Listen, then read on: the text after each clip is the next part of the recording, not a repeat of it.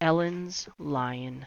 Conversation and Song. Written and illustrated by Crockett Johnson. This is a selection of 3 stories. Ellen sat on a footstool and looked down thoughtfully at the lion. He lay on his stomach on the floor at her feet. "Wherever you and I have a conversation, I do all the talking, don't I?" she said. The lion remained silent. "I never let you say a single word," Ellen said. The lion did not say a single word. "The trouble is, with me, I talk too much," Ellen continued. "I haven't been very polite, and I guess I apologize." "Oh, that's all right, Ellen," the lion said. Ellen sprang to her feet and jumped up and down in delight. "You talked!" she cried. "You said something!" "It wasn't anything important," said the lion. "And watch where you're jumping." "It was the way you said it," said Ellen, sitting down again. "You have such a funny, deep voice." "I think my voice sounds remarkably like yours," the lion said. "No, it sounds very different," Ellen told him, speaking with her mouth pulled down at the corners and her chin pressed to her chest to lower her voice. "This is how you talk." "I don't make a face like that," said the lion. "You don't have to. Your face is always like that," Ellen said. "It's probably why you have the kind of voice you have." The lion did not reply. "I didn't mean to hurt your feelings," said Ellen. "I'm nothing but a stuffed animal. I have no feelings," the lion said, and with a sniff he became silent. "I like your face the way it is," Ellen said, trying to think of a way to cheer him up. "And you've such a lovely deep voice. Let's sing a song." "What song?" said the lion. Ellen thought of a cheerful song. "Let's sing Old King Cole." The lion immediately began to sing. "Old King Cole was a merry old soul." "Wait," Ellen said. "Let's sing together." "All right," said the lion. "Old King Cole was a merry old soul," Ellen sang, and then she stopped.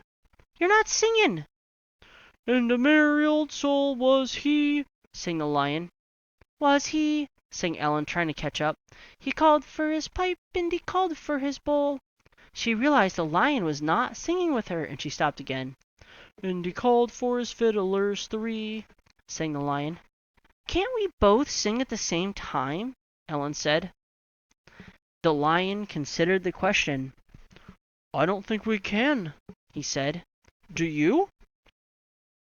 "Let's talk," Ellen said. "It's easier." "All right," said the lion. "Think of something to talk about," Ellen said. "All right," said the lion. Ellen waited.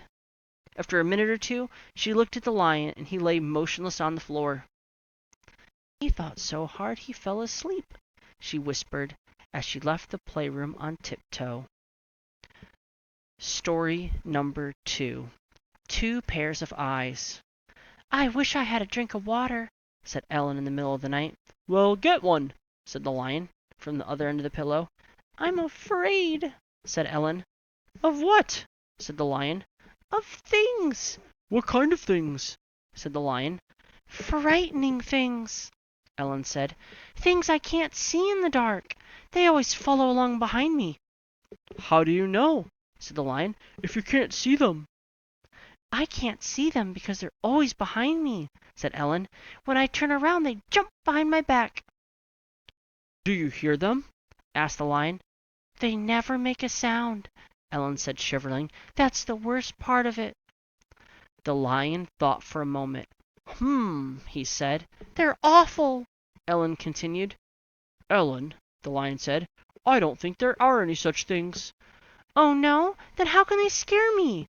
said Ellen indignantly. "They're terrible, scary things." "They must be exceedingly scary," said the lion. "If they keep hiding in back of you, they can't be very brave." Ellen frowned at the lion. Then she considered what he had said. "I guess they're not very brave," she agreed. "They wouldn't dare bother me if I could look both ways at the same time." "Yes," said the lion, "but who has 2 pairs of eyes?" "2 people have," Ellen said, staring up at the ceiling when it wasn't so dark. "I wouldn't be afraid to go down the hall for a drink of water if I was 2 people." Suddenly she reached out for the lion, dragged him to her, and looked him in the eyes. "Mine are buttons," he said. They're sewn on. I can't see very well in the dark." "Nobody can," whispered Ellen as she got out of bed. "But the things don't know that." "How do you know that they don't know?" said the Lion. "I know all about them," said Ellen. "After all, I made them up in my head, didn't I?" "Ah," said the Lion, "I said there were no such things." "But of course there are," Ellen said. "I just told you I made them up myself." "Yes," said the Lion, "but—" "So I should know, shouldn't I?" said Ellen, putting the Lion on her shoulder so that he faced behind her. "Stop arguing with me and keep your eyes open." "They're buttons," said the Lion, bouncing on Ellen's shoulder as she walked across the bedroom. "My eyes never close." "Good," said Ellen, and she opened the door to the hall.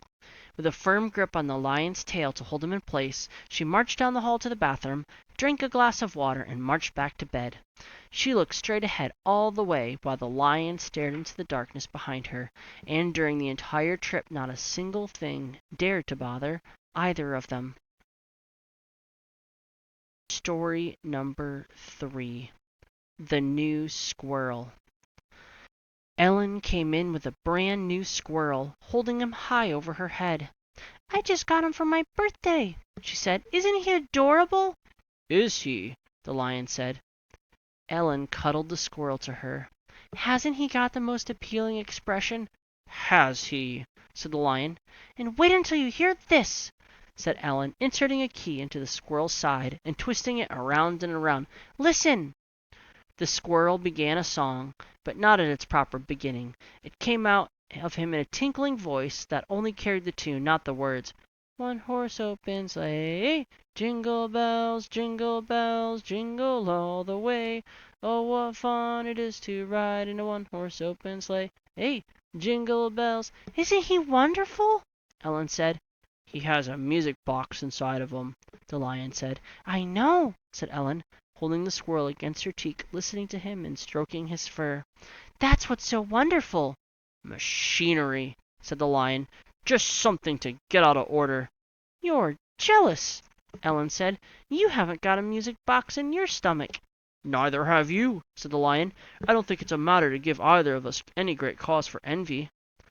"I swallowed a whistle once," said Ellen. "I remember," the Lion said, "and it was quite a calamity. The doctor came. Your mother and father and I were up all night." "Were you here then?" Ellen said.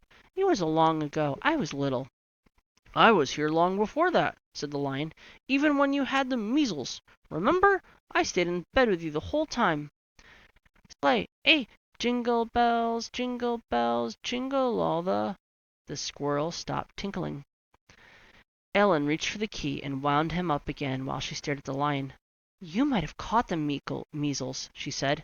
"Your mother disinfected me," the Lion said. "It took 3 days on the clothesline in the sun for me to dry. My fur faded.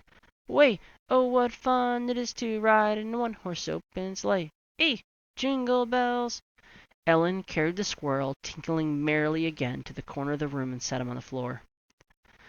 "The Lion and I are talking about things from long ago," she explained, leaving him and returning to the Lion. "When you were disinfected, it must have been as bad as the time that we had put you in the washing machine after you fell into the mixing bowl." "It was much of the same sort of experience," said the Lion. "I remember when we pulled you out of the brownie batter," said Ellen, laughing suddenly. "It was very funny." "It's funny now," said the Lion, "looking back on it." In the corner of the room the squirrel tinkled on. "Remember when Sarge Tompkins kidnapped you and took you to his kennel?" Ellen said. "You cried," said the Lion. "But I rescued you," said Ellen. "I was proud of you," said the Lion. "Bells, jingle all the way. Oh, what—" The squirrel tinkled to a stop. Nobody noticed. Nobody wound him up again. Ellen and the Lion were busy talking over old times. The end.